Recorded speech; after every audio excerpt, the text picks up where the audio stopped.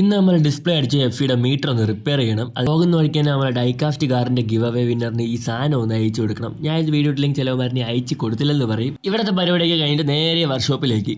ഇത് എനിക്ക് തന്നെ സ്വന്തമായിട്ട് അയച്ച് പണിതുകൂടെന്നൊക്കെ ചിലവന്മാർക്ക് തോന്നും. സ്വന്തം വണ്ടി പണിയുന്ന പോലല്ല മറ്റുള്ളവരുടെ വണ്ടി പണിയുന്നത്. പണിയാൻ നേരത്ത് നല്ല രീതിക്ക് മോട്ടിവേഷനൊക്കെ തരും. പണി കിട്ടി കഴിയുമ്പോഴത്തേക്ക് മനസ്സിലാവും. ഇത് മുമ്പേ എക്സ്പീരിയൻസ് ചെയ്തിട്ടുള്ളവർക്കാണെങ്കിൽ ഞാൻ പറഞ്ഞ കാര്യം കറക്റ്റ് മനസ്സിലാക്കണം. അപ്പോൾ സാധനങ്ങളൊക്കെ ചടപട അഴിച്ചെടുത്തിട്ട് വെഞ്ഞാറോട് ബ്ലോക്കിൽ കുറച്ചേരം ലാഗായിരുന്നു. അതിനുശേഷം നമ്മൾ നേരെ ആറ്റിങ്ങിലോട്ട് അങ്ങ് വിട്ടു. ഈ മീറ്ററില്ലാതെ വണ്ടി ഓടിക്കുന്നത് എന്തോ ഒരു വ്യത്യാസമല്ലേ.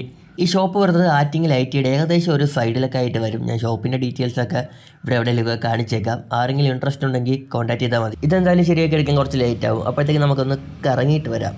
ആ കറങ്ങുന്ന സമയത്ത് ഒരു ബിരിയാണിയൊക്കെ അടിച്ചിട്ട് നൈസിനും ഇരിക്കുക. അത് കഴിഞ്ഞിട്ട് നമുക്ക് വീട് തിരിച്ച് അങ്ങോട്ട് തന്നെ പോവാം. സാധനം സെറ്റായിട്ട് പണിത് നമ്മളെ കൈ കിട്ടിയിട്ടുണ്ട്. നമ്മൾ ചെക്ക് ചെയ്ത് നോക്കിയതാണ്.